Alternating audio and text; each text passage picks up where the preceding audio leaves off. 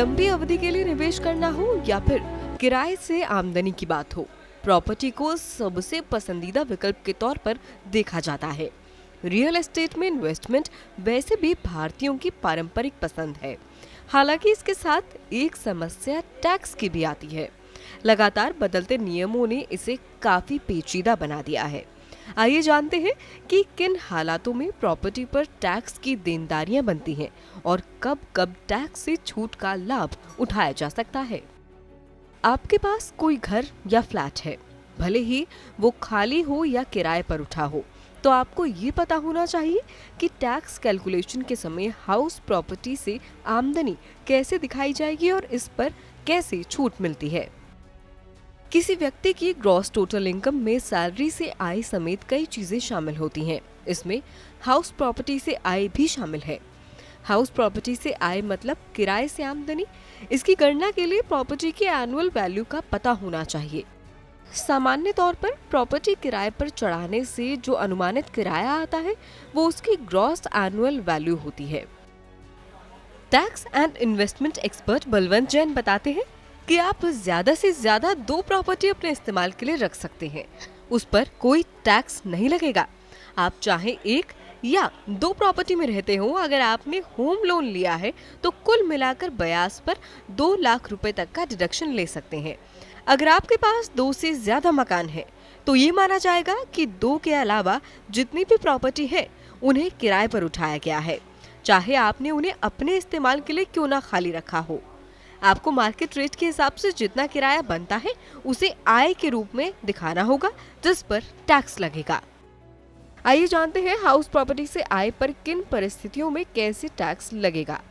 Number 1, अगर घर पूरे साल किराए पर उठा हो। अगर आपका घर पूरे साल किराए पर उठा है तो सालाना किराया प्रॉपर्टी की एनुअल वैल्यू मानी जाएगी। इसमें से म्यूनिसिपल टैक्स घटाने पर जो वैल्यू बचती है उसमें से 30% स्टैंडर्ड डिडक्शन घटाना होगा। इसके अलावा होम लोन या मरम्मत के लिए लोन का ब्याज भी टैक्स छूट के दायरे में आएगा। बाकी की वैल्यू आपकी इनकम में जुड़ जाएगी। नंबर 2, साल के कुछ महीने घर खाली रहने पर। प्रॉपर्टी जितने समय खाली रहेगी उतने समय के लिए वैकेंसी अलाउंस मिलता है।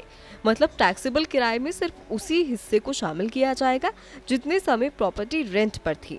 उदाहरण के लिए अगर 8 महीने तक किराया आता है और 4 महीने प्रॉपर्टी खाली रही थी तो 8 महीने की आय ही टैक्सेबल होगी। हालांकि ये दिखाने के लिए प्रॉपर्टी वास्तव में खाली पड़ी थी, टैक्स पेयर को रिकॉर्ड मेंटेन करना चाहिए। नंबर 3, सेल्फ ऑक्यूपाइड या अनऑक्यूपाइड। यदि प्रॉपर्टी सेल्फ ऑक्यूपाइड है यानी टैक्स पेयर रहने के लिए इस्तेमाल कर रहा है तो ऐसी प्रॉपर्टी की एनुअल वैल्यू 0 होगी। 2 प्रॉपर्टी को सेल्फ ऑक्यूपाइड दिखाया जा सकता है। 2 से ज्यादा प्रॉपर्टी होने पर यह माना जाएगा कि बाकी की प्रॉपर्टी किराए पर है और अनुमानित किराए के आधार पर टैक्स चुकाना होगा, चाहे टैक्स पेयर उसमें रह रहा हो या प्रॉपर्टी खाली पड़ी हो। नंबर 4, कुछ समय के लिए रेंट और बाकी समय सेल्फ ऑक्यूपाइड।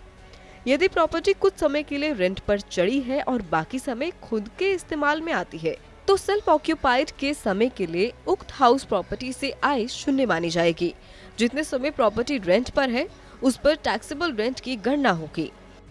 नंबर 5, घर का एक हिस्सा किराए पर, बाकी सेल्फ ऑक्यूपाइड। अक्सर लोग जिस घर में रह रहे हैं उसका एक हिस्सा किराए पर दे देते हैं। उदाहरण के लिए आप खुद ग्राउंड फ्लोर पर रहते हैं और फर्स्ट फ्लोर किराए पर दे देते हैं। ऐसे मामले में जिस हिस्से को किराए पर दिया गया है उसका किराया कर योग्य आय माना जाएगा।